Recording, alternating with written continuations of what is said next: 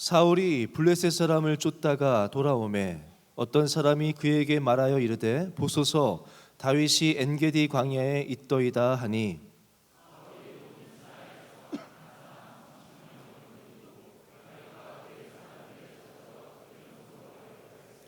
길가 양의 우리에 이른즉 굴이 있는지라 사울이 뒤를 보러 들어가니라 다윗과 그의 사람들이 그 굴 깊은 곳에 있더니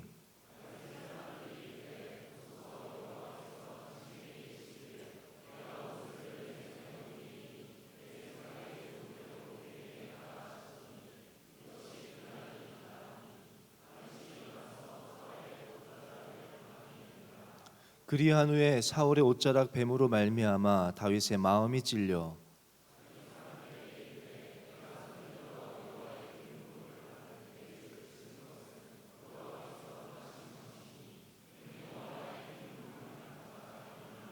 함께요.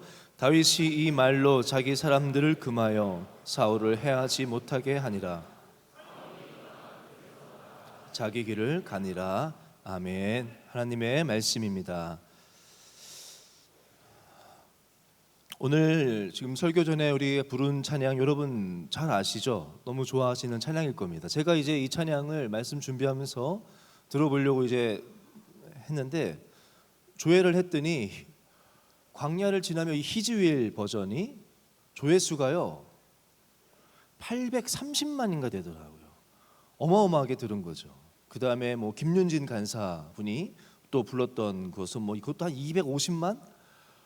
뭐 또 제가 말씀을 준비하면서 이 광야를 지나며를 불렀던 분들 웬만한 분들은 뭐 10,000명 이상 조회수 한 분들은 제가 다 들어봤어요.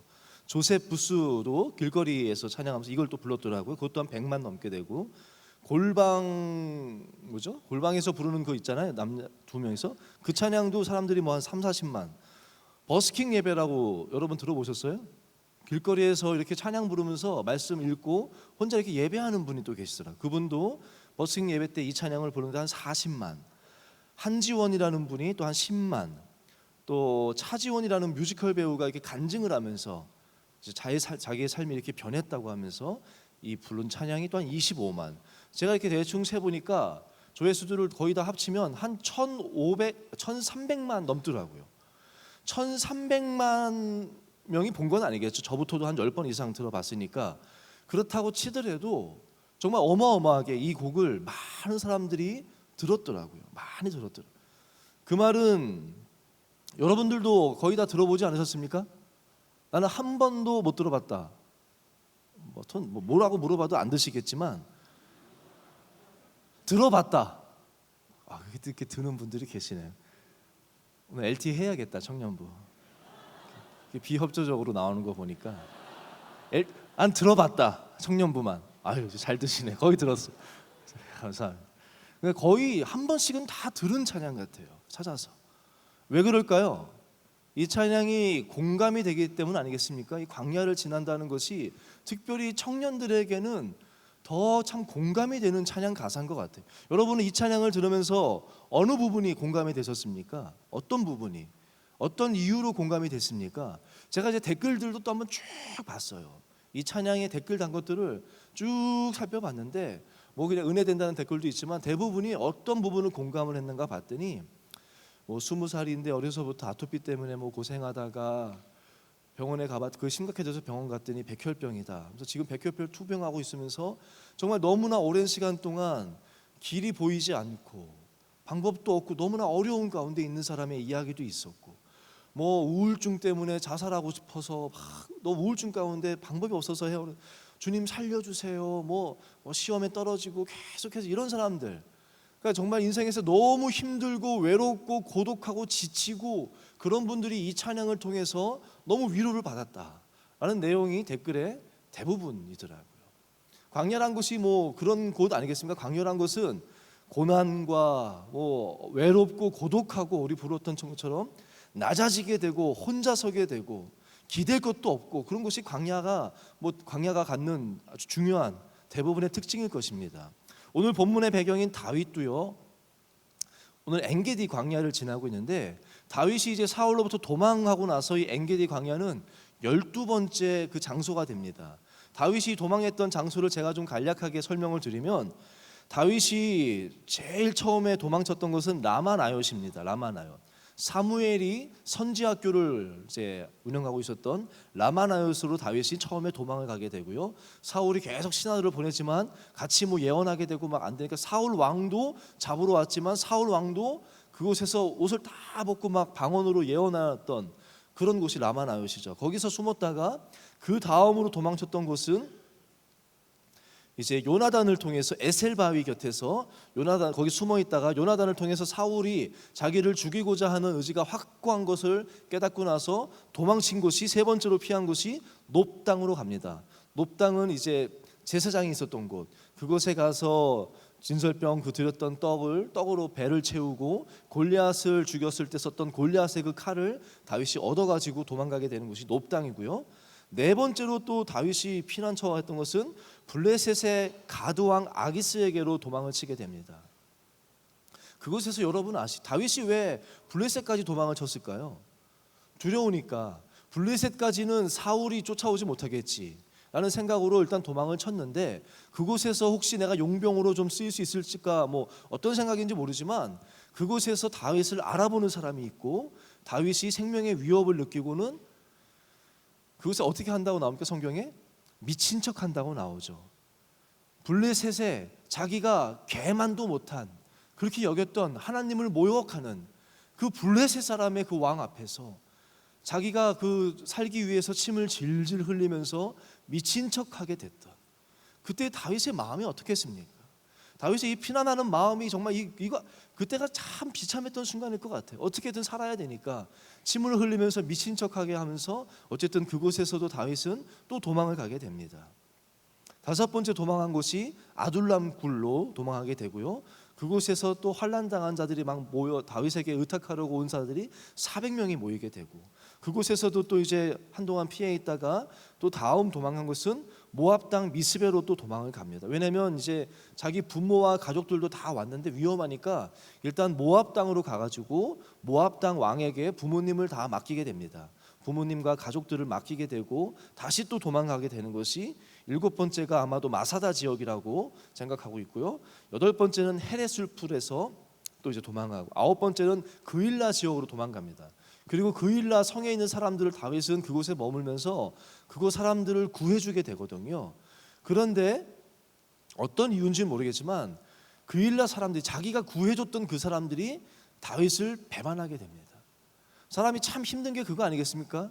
함께 동역했던 사람이, 또는 내가 도움을 줬던 사람이 자기를 배반하게 되고 모반하게 되고 이제 사울 왕에게 일러 바치게 되거든요. 사울 왕에게 다윗이 여기 숨었다라고 일러 바치게 되는 그 상황 가운데 다윗은 또 배반감과 그걸 겪으면서 또 도망간 것이, 이제 열 번째는 십광야로 도망가게 되고요. 그곳에서 또 사울이 또 잡으러 오고, 그곳에서 마온 황무지로 도망가는데 마온 땅에 사는 사람들이, 성읍에 사는 사람들이 또 사울에게 이릅니다. 또 이렇게 밀고를 하는 거죠. 다윗이 이곳에 있다. 그래서 사울 왕이 또 3,000명을 잡으러 데리고 이제 죽이러 왔을 때 다윗이 꼼짝달싹할 수 없이, 동쪽으로 도망가려면 이쪽에도 사울의 군대가 있고 서쪽으로 도망가려 해도 이쪽에도 군대가 있어서 완전히 독에 갇힌 쥐처럼 정말 죽음이 눈앞에 다가왔을 때 하나님이 블레셋이 이스라엘을 쳐들어오게 되면서 사울이 거기서 그냥 다시 회군하게 되는 그런 일이 이제 바로 요 앞에 있게 됩니다. 오늘 본문 앞에. 그리고 12번째가 바로 오늘 피했던 엔게디 요새라고도 나오는 이제 엔게디 광야로 다윗이 도망하게 되는 것이 오늘 배경이에요. 다윗이 도망했던 그 광야의 길들을 쭉 봐도 이 찬양의 가사가 정말 다윗의 고백이라고 볼 수 있을 만한, 외롭고 고독하고 지치고 배고프고 배반당하고 누구에게도 기댈 곳도 없고 그랬던 것이 다윗이 경험했던 그 광야는 맞습니다. 근데 제가 여러분하고 오늘 나누고 싶은 광야의 모습은 조금은 다르다기보다는 광야 가운데 포함된 곳인데 조금은 좀 강조가 덜 되었던 광야의 모습을 좀 여러분하고 좀 나누고 싶어요. 제가 유튜브에서 이 광야를 지나며 찬양을 불렀던 그 버전들을 다 들어봤는데 저에게 참 큰 도전으로 왔던, 제 마음을 울렸던 것은 조셉 부스가 불렀던 찬양이 저에게는 참 와닿았어요. 이유가 뭔지 아십니까? 다른 찬양들은 대부분 아마 광야의 그 힘든 지역을 부르던 고백같이 이제 찬양을 불렀어요. 주님만 내 도움이 되시며, 이 부분을 부를 때 막 간절함으로, 정말 주님 도와주지 않으면 나는 살 수 없습니다, 막 이렇게 정말 간절함으로 부르더라고요. 김윤진 간사분은 막 눈물을 흘리면서 눈물을 막 울컥해가지고 부르기도 하고, 또 한 여자분도 막 여자 그 뮤지컬 배우는데 쉽지 않았을 텐데 막 콧물이 막 이렇게 나요. 그러면서 막 주님만 내 도움이라고 막 부르더라고요. 근데 조세푸스는 어떻게 부르는지 아십니까? 고독하고 뭐 나를 낮아지게 세상 여기까지는 맞아요. 광야에 서 있네. 그런데 이렇게 부르더라고요. 광야에 서 있네. 그런데 그곳에서 이렇게 하면서 막 춤을 추면서 부르는 거예요. 저는 따라 못하겠는데 여러분 좀 이미지 아시겠죠? 조세푸스가 막 와 주님만 내 도움, 막 춤을 추면서 부르는 거예요. 조금 제 말이 이해가 되십니까? 완전히 좀 다르게 부르는 거예요. 한 곳에 한 대부분에 보면 광야에서 정말 주님 도와주시면 살 수 없다고 부르는 거라면, 조세푸스는 어떤 느낌이냐면 그런 광야에서 나를 도와주시는, 광야에서 광야를 지나지만 뭐 거기서 아무 도움이 없는 거 아니잖아요. 그렇지 않겠습니까? 광야를 지날 때 먹을 것도 없고 물도 없는 곳일지 모르지만 물이 있으니까 사는 거 아니겠습니까? 하나님의 도우심, 주님만이 나의 도움이 된다는 고백은 광야 곳곳에서 하나님이 도와주심을 경험하는 거 아니겠습니까? 조세푸스는 광야 그렇게 고독하고 낮아지고 기댈 것이 없는 그곳을 지나는데, 그곳에서 나의 도움이 되신 하나님, 나의 빛이 되어주셨던 그 하나님, 나의 친구가 되어주셨던 그 하나님을 떠오르면서 막 찬양하는 거예요. 그러니까 막 이렇게 부르는 것이죠. 저는 그것이 참 와닿더라고요. 광야는요, 광야가 우리에게 귀한 이유는 하나님께 집중할 수 있기 때문이에요. 아무것도 없잖아요. 아무것도 없잖아요.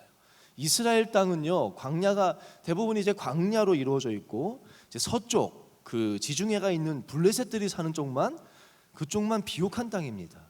지중해에서 구름 기둥이 이렇게 오면요, 여기는 평야래 가지고 거기서 비가 많이 내립니다. 왼쪽 이제 지중해로 있는 쪽은. 한번 사진 한번 띄워주시겠어요? 지도 사진. 네, 지중해가 있으면 저쪽에 이제 좀 지중해 맞닿아 있는 쪽은 비가 꽤 옵니다. 평야라고 써 있죠. 평야. 광야가 아니라 평야라고 써 있죠. 비구름이 저쪽에서는 비가 잘 내립니다. 근데 그 나머지 부분은 거의 이제 산이에요. 이제 산이어가지고 우리나라 이제 태백산맥이 동쪽의 산처럼 비구름이 오다가 그 산을 넘지 못하고 거의 모든 비구름의 90%는 요 왼쪽에 내리고 나머지 광야 부분의 10%가 내려요. 그러니까 이스라엘의 대부분은 요 광야에서 살았습니다. 이스라엘은 저쪽은 거의 블레셋이 살았거든요. 힘이 센 사람들이. 근데 이스라엘은 원래가 그래서 물이 없으면 살 수 없는 곳이에요. 이스라엘 사람들에게 물은 생명을 상징하고 또 은혜를 상징하는데, 물이 두 가지 종류가 있습니다. 첫 번째는 물을 어떻게 얻습니까? 내 힘으로 얻을 수 있는 물이 있어요. 한 가지는 뭐냐면 웅덩이를 파는 거예요. 이스라엘 사람들이 했던 거. 웅덩이를 파가지고 물이 이렇게 스며들지 못하도록 이제 회칠한다 그러죠. 회반죽을 해가지고 그 바닥을 쫙 발라가지고 비가 조금 내리지만 그 비 내리는 비를 잘 가둘 수 있도록 가두어둬서 그 쓸 수 있는 웅덩이가 있고요. 또 한 가지는 우물을 파는 겁니다. 물론 우물 파기가 쉽지는 않죠. 150m, 200m까지 파서 우물을 얻는 이 두 가지 방법으로 물을 얻는 방법이 있고요. 또 한 가지는 내 힘으로 얻을 수 없는 물이 있습니다. 이거를 은혜죠. 은혜로 주어지는 물이 있습니다. 뭐겠습니까? 첫 번째는 비. 이른 비와 늦은 비를 내려주시는 비가 있겠고, 또 한 가지 정말 필수적인 거, 광야에서 어떻게 살 수가 있냐면 매일 새벽에 이슬이 내려요. 이슬이 내려서 이슬이 꽤 많은 양이 내린다면 이슬이 있고요. 또 뭐가 있겠습니까? 샘이 터집니다. 샘이 터져요. 샘이 터지는 곳이 있어요. 광야 곳곳에서. 그리고 그 샘으로 말미암아 시내가 흐르는 곳이 있고 강이 있고, 이런 것들은 우리 힘이 아니지 않습니까? 하나님의 은혜로 되는 건데, 이 광야는 내 힘으로 팔 수 있는 우물이 있는 것도 아니고 저수지가 있는 것도 아니고 오직 하나님의 은혜 아니면 살 수 없는 곳이기 때문에 하나님께 집중할 수 있는 곳이거든요. 근데 이 엔게디 광야는요, 지금 엔게디가 어디냐면 저기 사해 보이시죠? 사해 바로 옆에 엔게디가 있습니다. 거기가 엔게디 광야예요. 한번 엔게디 광야의 모습을 제가 몇 장 준비했는데 한번 보겠습니다. 넘겨주세요. 이게 이제 엔게디 광야입니다. 다윗이 이런 지금 이쪽에서 지금 도망치고 와서 여기 갔다 또 넘겨주시고요. 또 여기 보면 조금 구멍구멍들이 있죠. 구멍 파기가 쉬운 땅이에요. 아주 저기 수많은 굴들이 있어가지고 자연적인 굴도 있고 판굴도 있고 해서 다윗이 피하기가 굉장히 쉬운. 사울 왕이 잡으러 와도 제가 뭐 가보지 못했습니다. 뭐 가보고 이거 하는 건 아니고요. 사울 왕이 와도 찾을 수가 힘든 곳이 엔게디 요새예요. 그래서 마지막 네 번째인가? 이런 지역이 이렇게 협곡이 쭉 있거든요. 한 높이가 마이너스 400m가 되는 거예요. 사해가 지구에서 가장 낮은 곳이잖아요. 바로 사해 옆이기 때문에 여기도 가장 낮은 곳이거든요. 다윗이 이곳으로 막 온 거예요. 그래서 제가 여러분하고 나눴던 것은 하나님이 우리에게 광야를 지나게 하시는데 이 광야 가운데 뭐 제가 엔게디 모습을 뭐 다음 장 한번 보여주십시오. 그런데 그 협곡을 가잖아요. 이게 지금 엔게디입니다. 너무 놀랍지 않습니까? 그런 사막 같은 광야인데 가면은 이게 있어요. 이게 엔게디 폭포입니다. 다윗이 머물렀던 곳으로 되는. 다음 장. 이 폭포가 이렇게 계속 시내를 이뤄서 가는 이런 큰 폭포가 두 개, 계곡이 두 개의 큰 계곡이 있고요. 그것이 네 개의 시내로 흩어지는 것이 엔게디입니다. 다음 장. 이렇게 이제 물을 이뤄서. 그 다음 장. 너무 멋있죠. 마지막 한 장 더 있나? 또 다른 폭포. 이것이 엔게디입니다. 저는 말씀 이제 꺼주세요. 저를 보게. 봤으니까 됐습니다. 광야 엔게디 다윗을 묵상하면서 엔게디에 대해서 이렇게 조사하다가 엔게디 광야를 하는데 이 사진이 나오는 거예요. 엔게디 광야에. 저는 너무 이게 뭐지 그렇게 보다가 참 은혜 받은 것이 바로 이 엔게디예요. 하나님은요 우리를 광야로 이렇게 광야를 걷게 되는데 광야는 하나님께 집중할 수 있는 곳이에요. 왜냐하면 내 힘으로는 살 수 없으니까. 하나님이 이 엔게디는 1년 내내 이런 폭포가 있는 거예요. 비 올 때만 생기는 폭포가 아니라요.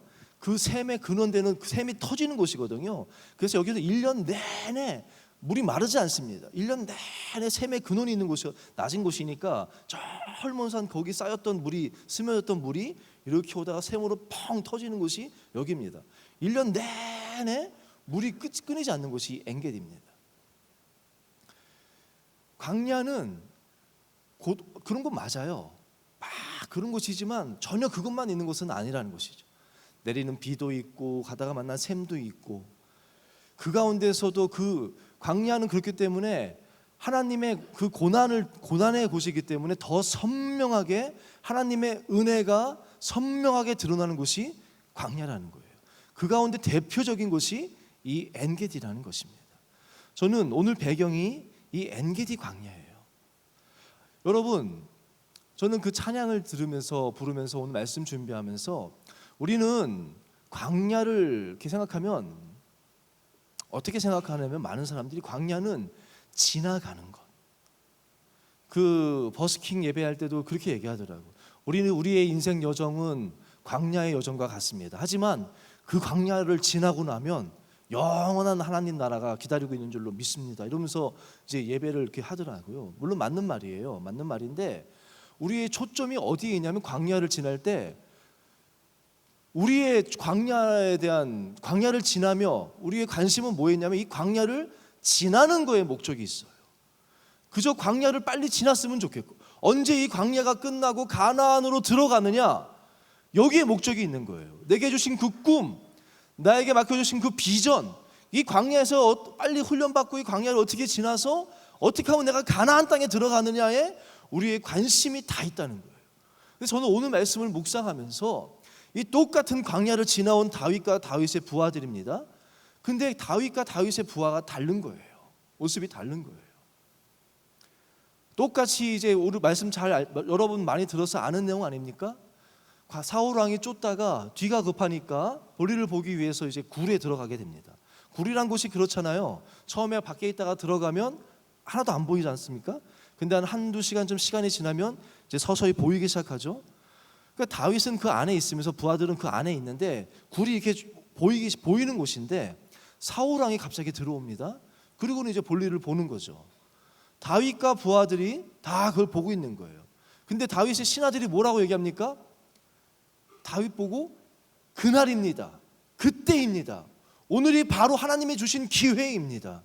하나님이 왕에게 다윗에게 당신에게 기름 부으시고 이스라엘을 왕으로 세우겠다고 하신 그날이 바로 오늘입니다라고 얘기를 하는 거예요. 똑같은 상황. 다윗은 근데 뭐라고 합니까? 아니라는 것이죠. 기름 부음 받은 자를 내가 죽일 수 없다 그러면서 옷자락만 조금 베지 않습니까? 그러고도 마음이 찔렸다고 하는데, 전 여러분하고 오늘 나누고 싶은 것은 뭐냐면 똑같은 상황입니다. 하나님이 우리에게 광야 가운데서 똑같은 은혜를 주셨어요. 근데 한 무리는 그것을 뭐라고 보냐면 드디어 기회가 됐다. 내가 높아지고 내 뜻이 이루어질 기회가 됐다. 다윗에게 원수를, 당신을 그렇게 괴롭혔던 그 원수를 죽이고 당신이 왕이 될 그 기회가 왔습니다라고 얘기를 하는데, 다윗은 그 기회를 그렇게 보지 않았어요. 다윗은 그 기회를 어떻게 사용했냐면, 내가 원수를 죽이는 것이 아니라 이 엔게디를 생각하면 아까 다윗이 막 쫓기다가 그 협곡으로 계속 쫓기다가 이제 협곡으로 들어서서 점점 사망의 음침한 골짜기 아니겠습니까? 그곳으로 걷다가 너무 힘들고 고독하고 정말 기댈 곳이 없을 때 만난 곳이 이 엔게디 폭포를 만난 거예요. 그곳에서 다윗은 발을 담그지 않았겠습니까? 몸을 담그지 않았겠습니까? 그곳에서 그 그늘에서 몸을 담그고 그 폭포 가운데 있으면서 다윗의 마음도 녹아지고 복수심도 사그러들고 하나님께 찬양하지 않았겠습니까? 그 많은 시편들을 이곳에서도 다윗이 찬양하면서 하나님께 집중하지 않았겠습니까? 그러면서 다윗은 주님과 친밀한 교제를 갖고 있었을 거예요. 다윗은 광야를 지나지만 주님과 친밀한 교제를 나눴던 다윗은 그 기회를, 내 원수를 죽이는 기회로 참지 않고 내 원수를 살려주고 내 인생에, 다윗의 고민은 뭡니까? 다윗도 기름 부음 받았어요. 이게 하나님의 기름 부음 받고 내가 왕 되는 것도 하나님의 뜻이야. 근데 또 한 가지, 이 사울도 기름 부음 받은 자예요. 내 뜻이 이루어지는 것이, 저는 그 찬양 가사가 좋은 것이 뭐냐면, 주님 앞에 높아지려 했던 나의 꿈, 주님이 주신 그 꿈 내려놓고 오직 주님의 뜻이 이루어지기를. 광야의 목적이 뭔지 아십니까? 제가 결론부터 말씀드리면 오늘 제목이 뭡니까? 광야, 다시 태어나는 곳이 광야예요. 광야는 그냥 어려움 지나가는 것, 통과하는 것이 목적이 아니에요. 광야의 목적은 오늘 찬양 가사, 성령이 내 영을 다시 태어나게 하는 곳, 광야에 서 있네. 여러분이 광야를 지나고 있습니까? 여러분의 광야를 서 있는 그곳으로 이끌고 계시는, 그곳을 허락하시는 하나님의 목적은 뭐냐면 다시 태어나기 위함이에요. 그냥 어떻게 버티는 게 목적이 아니에요. 다윗은 그곳에서 왕을 죽이고 내가 왕이 되는 것을, 하나님께서 주신 그 기회가 자기의 그 원수를 죽이고 내가 왕이 되는 것이 아니라 그 원수에게 은혜를 베풀고 하나님이 나의 주권자이심을, 하나님이 이스라엘의 주권자이심을, 하나님이 나의 왕이심을 고백하는, 하나님이 왕으로 드러나게 되는 그런 기회로 다윗은 여긴 거예요. 나도 왕이고 사울도 왕이에요. 나도 기름 받았고 사울도 기름 부음 받은 자예요. 제일 힘든 싸움이 뭐냐면 성도들 간의 싸움 아닙니까? 목사님들 간의 갈등이 생기면 정말 힘들어요. 나도 하나님의 뜻이라고 그러고 상대도 이것이 하나님의 뜻이라고 그러고 내가 무조건 옳아. 이렇게 되면 너무너무 힘든 거 아니겠습니까? 근데 다윗은 어떻게 했습니까? 그 기회를 내 뜻, 내가 기름 받았으니까 내가 왕이 되는 기회가 아니라 나도 기름 부음 받은 자고 상대방도 기름 부음 자이면 나의 뜻 다 내려놓고 주님께 맡기는 거예요. 주님의 뜻이 이루어지기를 맡기는 것이 다윗이에요. 똑같은 상황인데 다르지 않습니다. 저는 이 엔게디의 이 사건은 갑작스럽게 이루어진 거예요. 다윗이 뭐 막 이렇게 유도한 게 아니죠. 갑작스럽게 이루어진 거 아닙니까? 갑작스럽게 이루어진 일, 어떤 일이 갑작스럽게 일어났을 때 내 본성이 나타나는 거예요. C.S. 루이스가 순전한 기독교에서 이렇게 얘기합니다. 지하실에 있는 쥐를 보고 싶거든, 쥐를 착 발견하고 싶거든, 갑자기 들어가야 된다. 무슨 말인지 아시겠죠? 지하실에 있는 이제 쥐를 잡고자 하는데 천천히 불 켜고 천천히 쿵쿵쿵 소리 내려가면, 불 켜보면 쥐는 한 마리도 없다는 것이죠. 갑자기 확 들이닥쳐서 확 켜봐야 쥐가 보인다는 것이죠. 오늘 제가 여러분하고 세우심에서 청년부랑 제가 제 결론으로 제가 수련회 때 세우심 얘기하면서 하나님의 세우심의 시작은 입술, 말로부터 시작된다 그러면서 긍정의 말, 믿음의 말 하자고 했지만, 제가 참 저도 그렇게 살려고 노력은 하는데 제가 참 좌절감을 느끼는 것이, 이게 평소에는 그렇게 말을 하려고 그래요. 근데 어떤 상황, 갑작스럽게 주어지는 상황이 딱 저에게 오면 제 말이 똑같은 거예요. 안 변했더라고요. 그러면 또 뒤돌아 조금 시간 지나고 나서 또 후회하는 거예요. 이번 추석 때도 좀 그런 일이 있었어요. 별거 아닌데, 아직 그 얘기 할 필요는 없죠. 설교, 저는 오늘 추석 선물로 설교 좀 짧게 끝내보려고 하는데 안 될 것 같아요. 죄송합니다. 갑작스럽게 주어진 상황에서 다윗과 신하들의 그 모습이 다른 거예요. 똑같이 광야를 지났는데 다윗은 그 시간들을 지나면서 이런 샘을 만나고, 그 앞에 그 셀라 하만느고죠. 셀라 하만느고, 분리하는 벽이라, 분리한다는 뜻이거든요. 막 사울 왕에 다 포위돼서 정말 죽을 수밖에 없구나 할 때 하나님이 딱 분리하시는 거예요. 너 건들지 마. 그리고 사울 왕의 군대를 쫙 보내주는 거 보면서 다윗은 하나님이 주권자구나, 하나님이 왕이시구나, 사울도 왕이 아니고 나도 왕이 아니고 하나님이 왕이시구나. 그것이 다윗의 그 광야를 지내면서 그것을 깨닫게 되는 거 아니겠습니까? 그리고 나의 자아가, 내 자아가 산산이 깨지고, 광야의 목적은 그거예요. 내 자아, 내가 소중하게 여겼던 것, 내가 자랑하고 싶었던 것, 내가 내 경험으로 알고 있던 것들 다 깨지고 내가 온전히 새롭게 태어나는 것이죠. 높아지려 했던 내 뜻 주님 앞에 다 내려놓고, 주님이 주권자이심을, 광야의 목적은 그거예요. 하나님이 비를 내려주시고, 하나님이 샘을 터뜨려 주시고, 하나님이 지켜주시고, 그것을 경험하면서 다윗이 고백했던 것이 뭡니까? 다윗이 마지막 역대상 29장에 보면 한번 말씀 한번, 다윗이 그 광야를 통해서 또 다윗의 삶을 통해서 다윗이 고백했던 가장 소중한 고백, 저는 이 말씀 그 중에 하나라고 생각합니다. 우리 한번 다 같이 읽어보도록 하겠습니다. 시작. 여호와여, 위대하심과 권능과 영광과 승리와 위엄이 천지에 있는 것이 다 주의 것으로소이다. 여호와여, 주권도 주께 속하였사오니. 12절이요. 부와 귀가 주께로 말미암고 또 주는 만물의 주제가 되사 손에 권세와 능력이 있사오니 모든 사람을 크게 하심과 강하게 하심이 주의 손에 있나이다. 아멘. 다윗이 모든 것 다 이제 마치고 성전 할 준비를 다 마치고, 솔로몬을 위해서 성전을 지을 모든 재료를 다 마치고, 하나님 보여주신 성전의 그 식양을 다 봐서 설계도를 다 그리고 다윗이 하나님 앞에 올려드린 감사 기도의 시작이에요. 다윗의, 새로 태어난 다윗의 그 고백이에요. 여러분, 광야의 목적은요,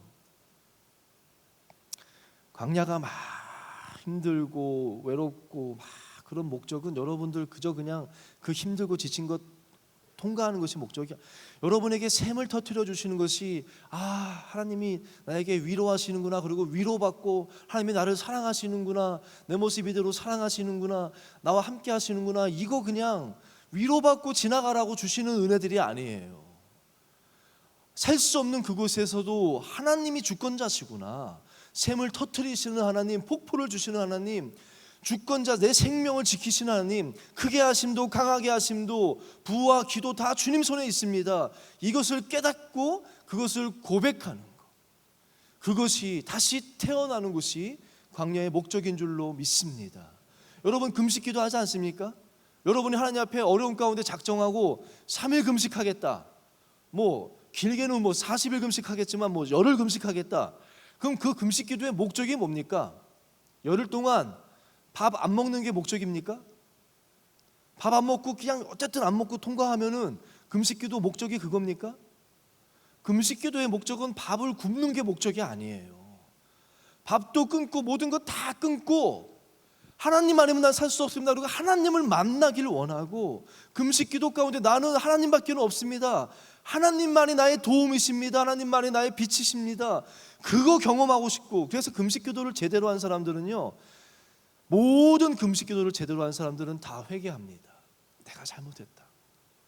모든 금식기도를 제대로 한 사람들은 감사합니다. 모든 것이 하나님의 은혜라고, 그리고 다시 새롭게 되는 것이 금식기도의 목적이 아니겠습니까? 저희 아버지는 제가 이렇게 자랄 때 보면은 어머니랑 종종 싸우세요. 종종 싸우고 심하게 싸우실 때는 저희 어머니가 기도원에 가십니다. 아버지는 좋아하세요. 결론이 뻔해요. 어머니 가시면 뭐 믿는 사람이 갈 곳은 없죠. 뭐 집 나가겠습니까? 어떻게 하겠습니까? 기도원 가는 거죠. 그럼 아버지는 됐다 그래요. 그래서 비록 며칠 동안 아버지가 밥도 하시고 뭐 힘드시죠. 그렇지만 아버지는 됐다 그러세요. 어머니 가시면 금식하시거든요. 그럼 돌아오시면 항상 웃으면서 돌아오세요. 아버지한테 제가 잘못했어요 그래요. 그리고 감사하다 그래요. 아버지는 가만히 계셔도 승리하는 거예요. 저는 늘 본 게 그거예요. 금식 기도의 끝은 내가 죄인이구나. 나는 참 내가 이렇게 사는 것이 하나님의 은혜이구나. 하나님밖에는 없구나. 그거 고백하는 게 금식 기도 아니에요. 광야의 목적도 그거예요. 물론 광야는 일단 버티는 거예요. 버텨야겠죠. 힘들고, 여러분 직장 생활 가운데 여러분도 광야, 다 여러분 나름대로 광야의 모습들이 있지 않습니까? 취업의 문제도, 직장의 문제도, 가정의 문제도, 결혼의 문제도, 뭐 건강의 문제도, 하나님이 주신 꿈은 있는데 내 모습은 계속해서 광야 가운데 있고, 길은 보이지 않고 빛도 보이지 않고 너무너무 힘든 시간 보내고 있지 않습니까? 맞아요. 버티는 게 일단은 우선이겠죠. 그렇지만 그저 그냥 버티는 것, 여러분 광야 가운데 죽지 않습니다. 이스라엘 백성들 계속해서 죽겠다라고 얘기는 했지만 40년 동안 죽지 않았어요. 물이 없어서 뭐 양식이 없어서 죽지 않았어요. 광야는 여러분 죽이는 게 목적이 아니에요. 근데 이스라엘 백성들의 안타까운 건 뭡니까? 그것을 지나면서 새롭게 태어나질 못했어요. 40년이라는 시간을 지났지만 새롭게 태어나질 못하고 그저 그냥 시간만 흘러가 버린 거죠. 여러분 광야는요, 그저 그냥 버티는 곳이 아니에요. 그냥 시간 흘러가는 대로 흘러가 버리는 시간이 되면 안 됩니다. 그곳에서 하나님의 그 주시는 은혜를 통해서 내가 다시 태어나야 돼요. 저는 개인적으로 이 말씀 준비하면서 제 마음 가운데 계속 저에게 돌이켜 보는 것이 있어요. 저도 나름대로 질병이라는 그 광야의 시간을 보내왔지 않습니까? 16년 동안 투석 생활을 했어요. 제가 기억나는 것이 뭐 한 7, 8년쯤 됐을 때인가, 한 10년 됐을 때인가, 은규가 뭐 한 3, 4살쯤 됐을 때니까요. 어느 날 여름 휴가, 저는 뭐 휴가는 항상 1박 2일 아니면 2박 3일 투석을 받아야 되니까 근데 이제 그때는 휴가 기간 동안에 그때 이제 지리산 쪽에 갔었는데, 제가 한 존경하는, 저를 참 좋아해 주시는 그 목사님도 지리산 쪽에 계셔가지고 연락하다가 저에게 오라고 그러시더라고요. 그래서 너 뭐 숙소 있냐 해서 숙소 없습니다 했더니 와서 그러면 여기서 자라, 방값도 아낄 겸. 그래서 제가 그 숙소로 찾아갔어요. 거기서 이제 뭐 밤새 얘기도 많이 나누고 뭐 밥도 먹고, 그리고 이제 시간이 늦었으니까 아내랑 은규는 방에 들어가서 자고, 목사님 사모님도 들어가서 주무시고, 목사님하고 저하고만 둘이 얘기를 하는데 목사님이 현실적인 얘기를 하시더라고요. 지금 담임 목회 뭐 교회가 너무 어렵다. 목사들이 너무 많고 교회는 어렵다. 내가 솔직히 말해서 너는 어느 교회도 갈 곳이 없다. 그러니까 저를 막 비참하게 하려는 것이 아니라 저를 도와주려고 하신 말씀. 너 이렇게 투석 생활하는 사람을 뽑을 교회는 아무것도 없다. 그래서 뭐라고 하셨냐면은 그냥 우리 교회에 와라. 목사님 담임이셨어요. 우리 교회에 와서 나 은퇴할 때까지 너도 그냥 부목사로 평생 같이 하자. 이러면서 저에게 이제 그런 제안을 하시더라고요. 그 말이 저에게 참 고맙긴 했지만 이제 그런 얘기를 나누고 이제 목사님도 주무시고 저도 방에 들어갔는데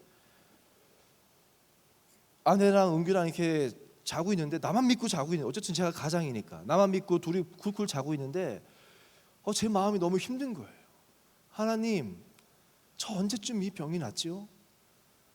저 이런 몸으로 어떻게 제 은규를 키우고 어떻게 하죠? 너무 막 낮아지는 거예요. 내가 초라해 보이고. 그래서 하나님 앞에 기도하고 있는데 하나님 저에게 주신 말씀이 감동이 그런 마음을 들어요. 다시 한번 보라는 거예요. 그렇게 가만히 아내랑 아들을 보고 있는데 저에게 얘기하시는 것이, 봐라, 저는 결혼 못할 줄 알았어요. 정말 이제 결혼 못할 줄 알았어요. 투석 환자랑 누가 결혼하겠습니까?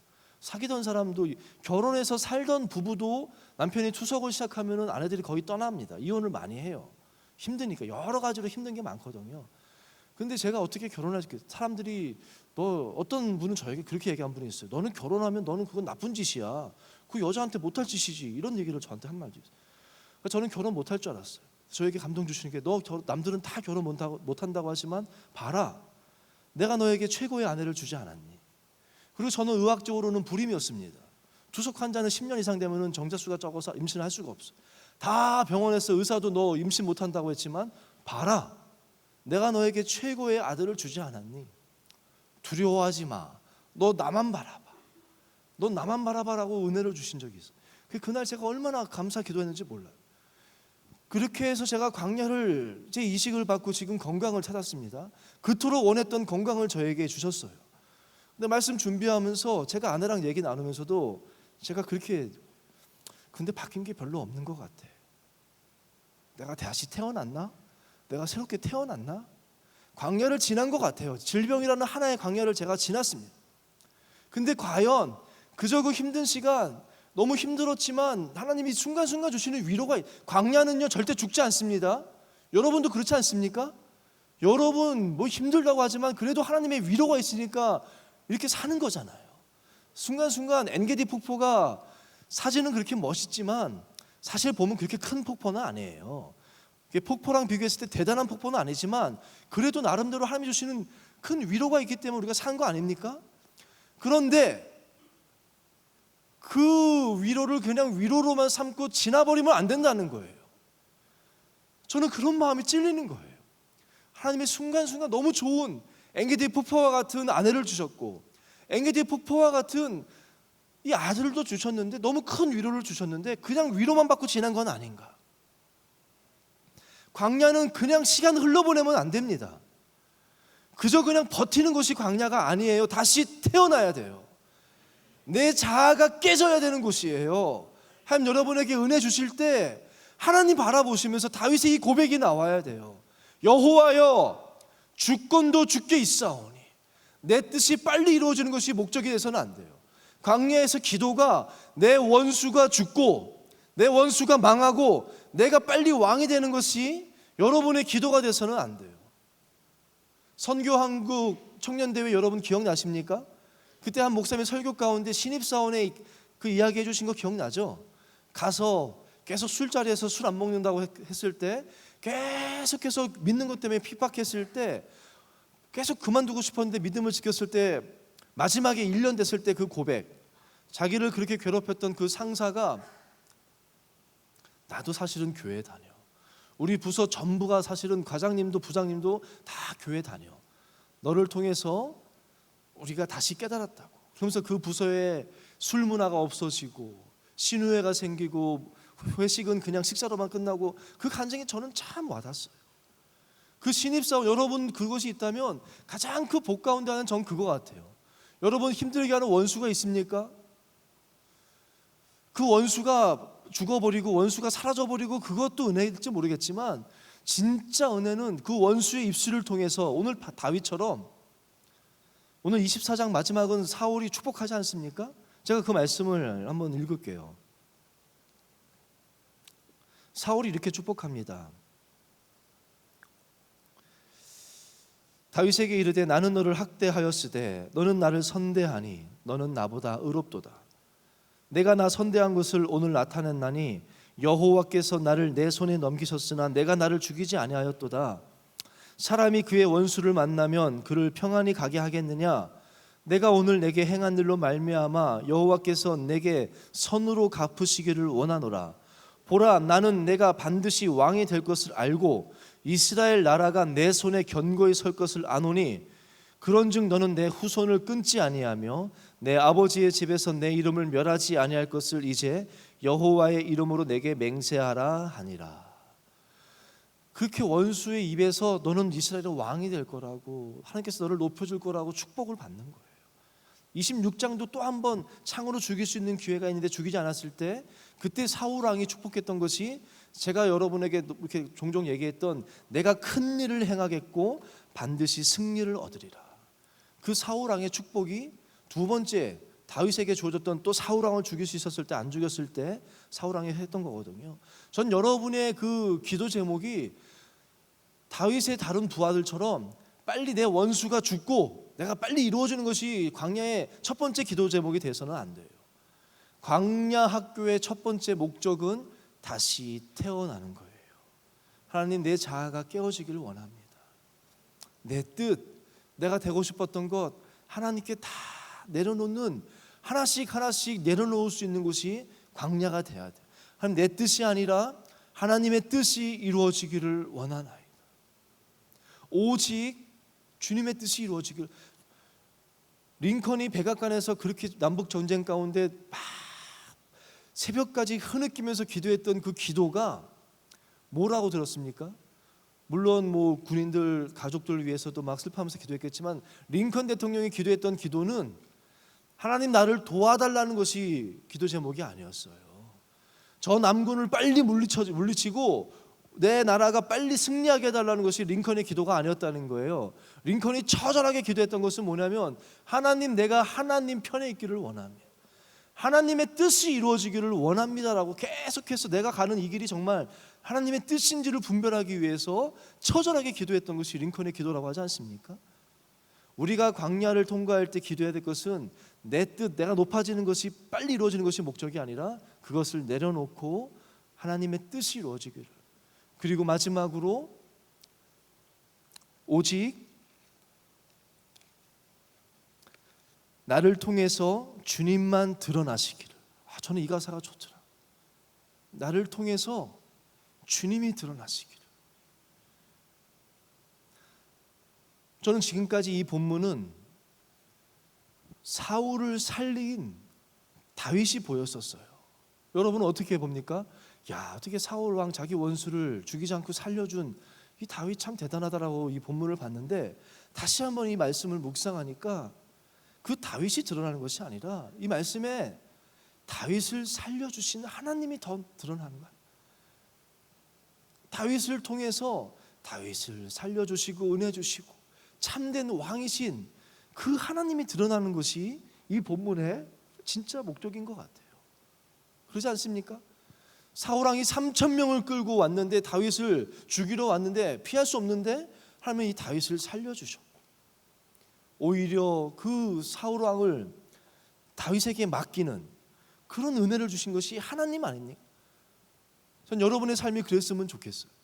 저는 오늘 특순했던 예은이의 그 다윗에서의 그 다윗 예배 때 특순 고백이 참 귀한 것은 내가 드러나는 것이 아니라 내 피리 연주를 통해서 야, 제 피리 잘 부는구나, 제 실력이 있구나, 이것이 드러나는 것이 목적이 돼서는 안 돼요.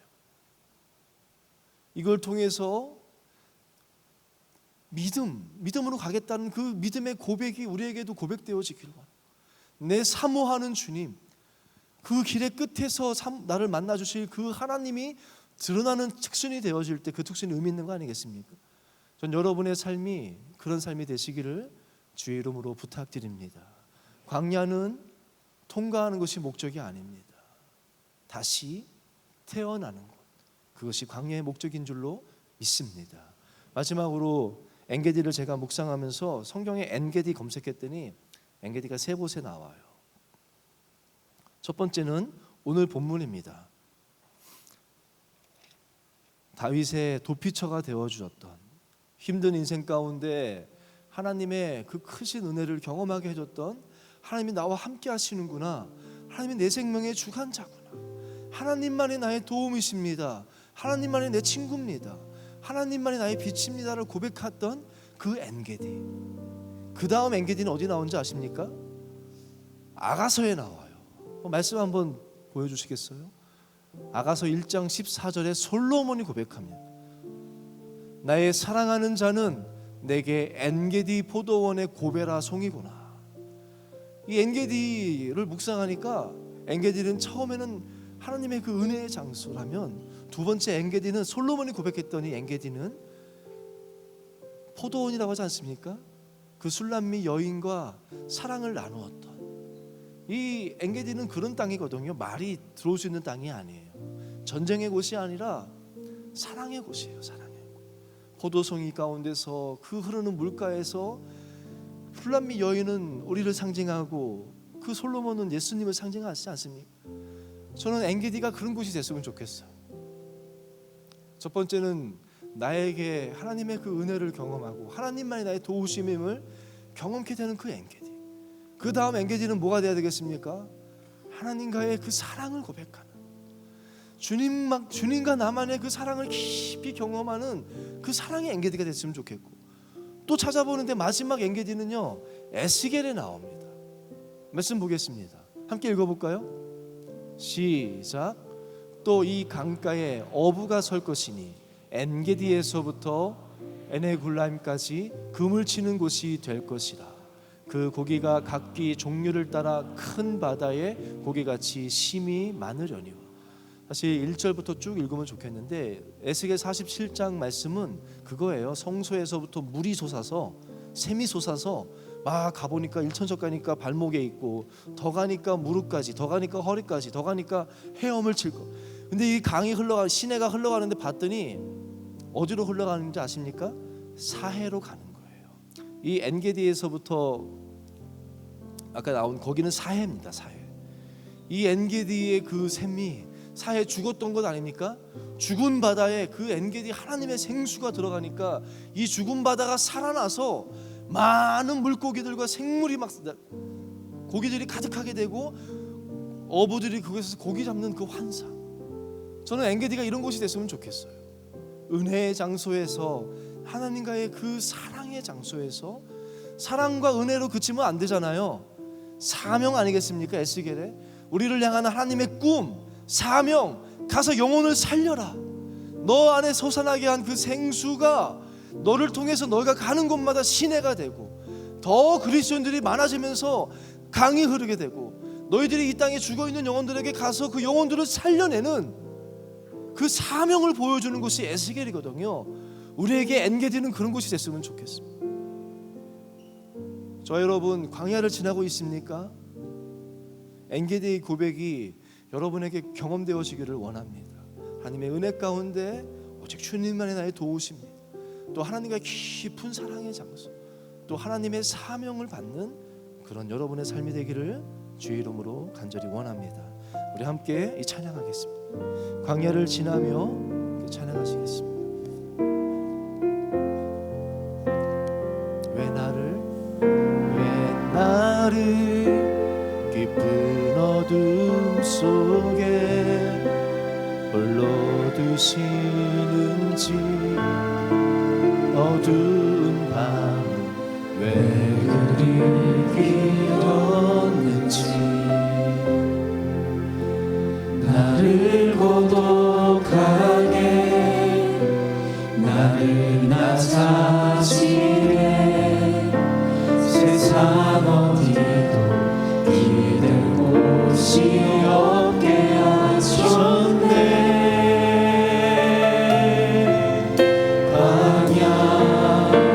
광야에 서 있네.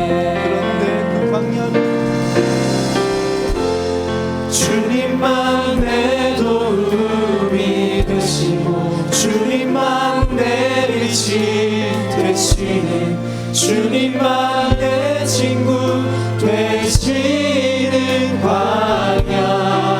아멘. 주님 손 놓고는 단 하루도 살 수 없는 곳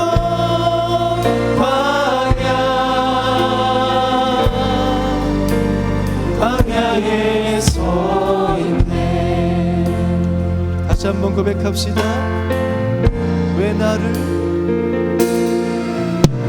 왜 나를 깊은 어둠 속에 홀로 두시는지, 어두운 밤은 왜 그리 길었는지, 나를 고독하게 나를 낮아지게 세상 어디도 그댈 곳이 없게 하셨네.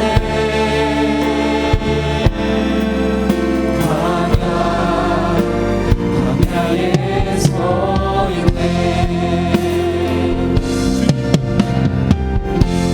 주님만 내 도움이 되시고 주님만 내 빛이 되시고 주님만 내 친구 되시는 광야. 주님 손 놓고는 단 하루도 살 수 없는 곳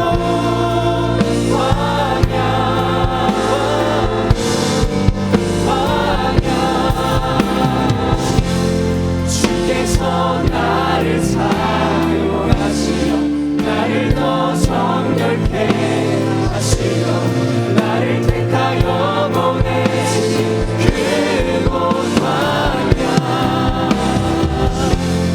성령이 내 영을 다시 태어나게 하는 곳 광야.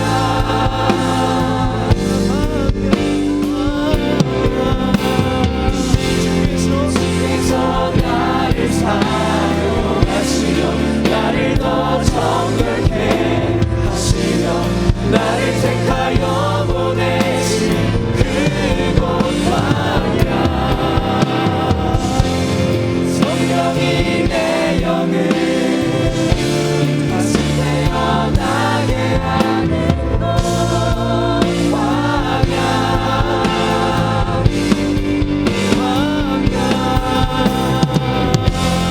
주께서 나를 사용하시려 나를 더 정결케 하시려 나를 택하여 보내신 그곳 광야.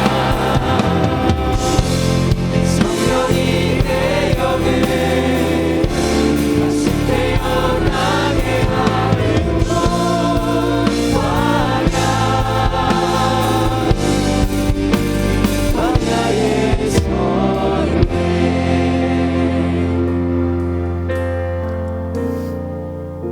내 자아가 산산이 깨지고 높아지려 했던 내 꿈도 주님 앞에 내려놓고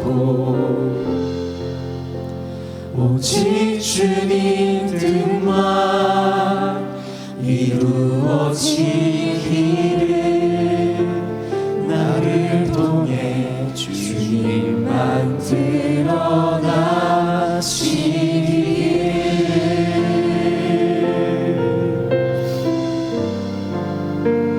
광야를 지나며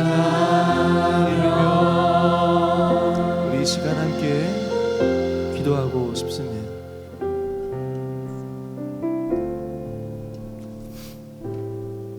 여러분도 이 찬양의 가사대로 정말 너무나 고독하고 너무 낮아지고 세상 어디도 기댈 곳이 없는 그런 마음들 다 있지 않습니까? 네, 기억하십시오. 오늘 말씀처럼 주님이 여러분의 도움 되실 것입니다. 주님이 여러분의 빛이 되어 주실 것이고, 주님이 여러분의 친구 되어 주셔서 지금도 함께 하심을 여러분 깨닫기 원하고 그 주님을 선명하게 볼 수 있기를 간절히 원합니다. 우리 같이 기도할 때, 하나님, 나 너무 힘들지만 이 광야 그냥 흘러가는 시간 되지 않게 해 주옵소서.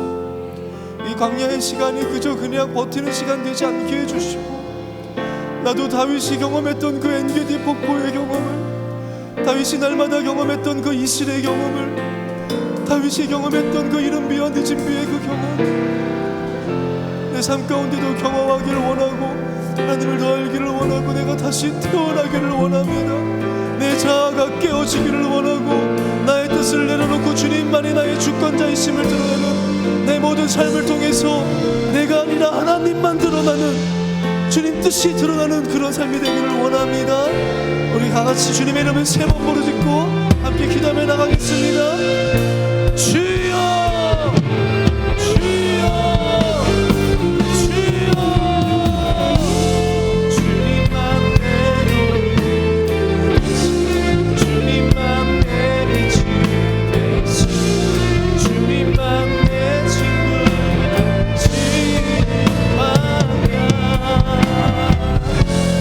주님 손 놓고는 난 하루도 살 수 없는 곳.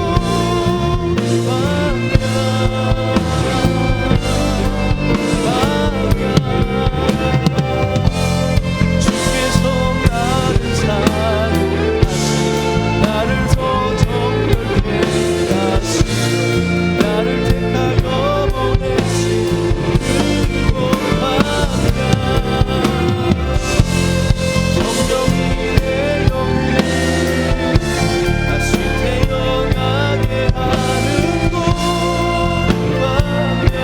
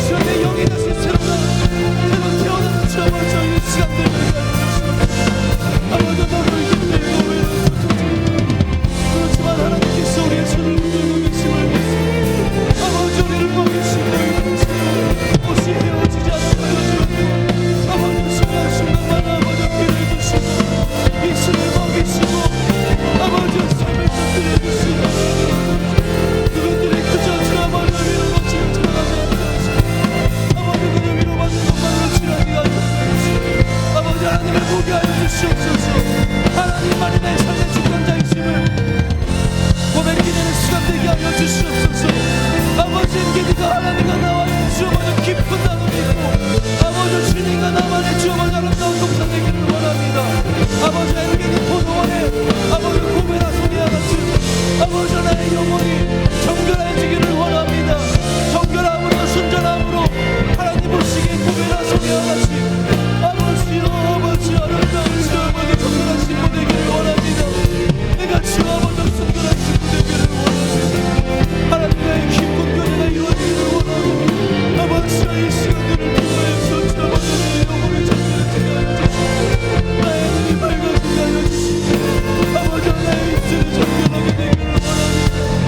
아버지, 내 입술을 잡아주시고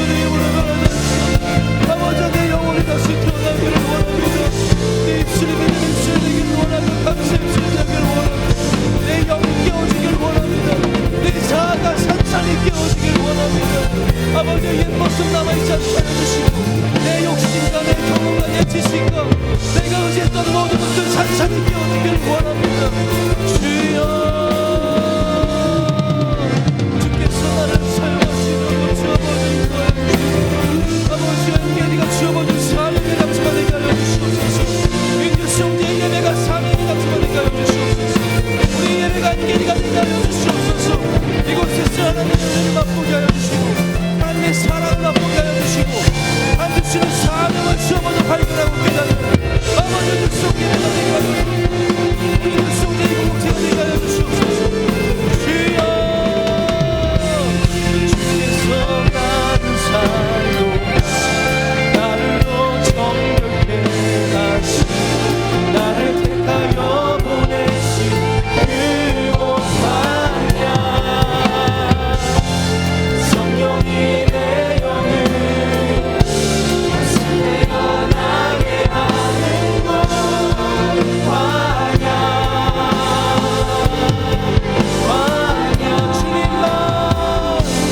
주님만 내 도움이 되시고 주님만 내 빛이 되시고 주님만 내 힘을 되시는 환영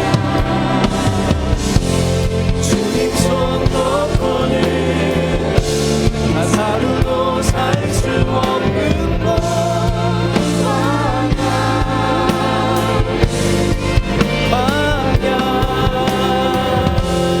주께서 나를 사용하시려 나를 더 정결케 하시려 나를 택하여 보내신 그곳 방향 성령이 내 영을 다시 태어나게 하는 곳 방향 방향에 서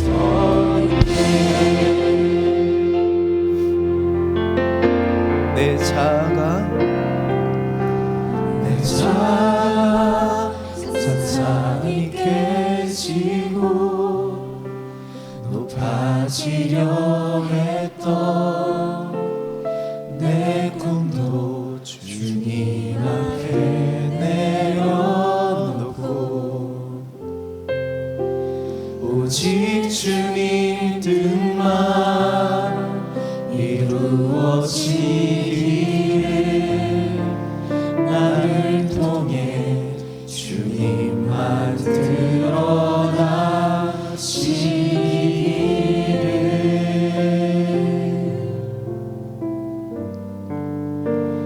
광야를 지나며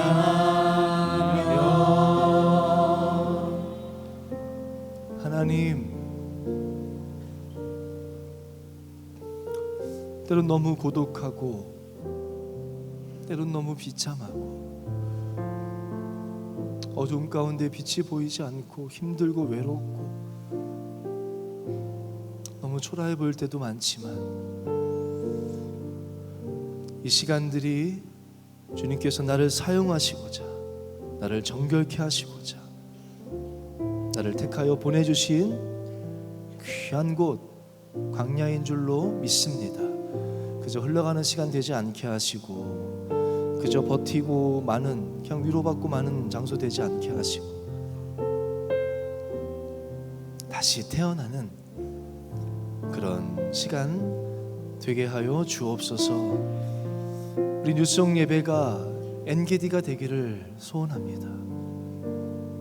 힘들고 지친 우리 주의 자녀들이 세상 가운데 이리 치이고 저리 치이고 갈바를 알지 못했던 많은 청년들이 이곳에 와서 엔게디 폭포에 하나님을 만나게 해주시고 하나님의 은혜의 몸을 적시게 하여 주시고 하나님만이 내 도움이심을 고백케 하여 주시고 이 뉴송제의 공동체가 뉴송제의 예배가 엔게디 포도원과 같은 곳이 되게 하여 주셔서 이곳에서 하나님의 사랑을 깊이 맛보고 경험하고 우리도 하나님 앞에 우리의 사랑을 고백하는 곳이 되게 하여 주시고 하나님이 주시는 사명을 깨닫는 귀한 엔게디가 되게 하여 주시옵소서. 오늘 예배를 섬긴 기도로 또 우리 찬양팀과 음향과 영상과 예배부와 또 관현악가, 우리 악기팀 또 모든 부서 한 명 한 명, 또 특순으로 영광 올려드린 우리 예윤이까지 늘 우리 뉴스송 공동체를 위하여 기도로 또 많은 헌신으로 섬기시는 우리 장로님 두 분과 신행위원 집사님들 한 분 한 분, 또 임원단과 또 모든 리더들 위해 하나님께서 엔게디 폭포의 은혜를, 엔게디 신의 은혜를 날마다 허락하여 주시옵소서. 오늘 예배를 주님께서 기쁘시게 받으신 줄로 믿사오며 예수님의 이름으로 기도합니다. 아멘. 이제는 우리 주 예수 그리스도의 은혜와 하나님 아버지의 영원하신 사랑과 우리의 영을 다시 태어나게 하시기 위하여 위로하시고 인도하시고 힘주시고 때로는 또 사망의 음침한 골짜기로 인도하시는 성령님의 감화감동 교통 역사하심이 오늘 말씀을 붙잡고 광야를 그냥 지나가는 것이 아니라 그 가운데서 다시 태어나기를 소원하는, 그래야 다윗의 고백이 나의 고백이 되기를 간절히 원하는 우리 뉴스송의 모든 이들 위해 이제로부터 영원까지 함께 하시기를 간절히 축원하옵나이다. 아멘.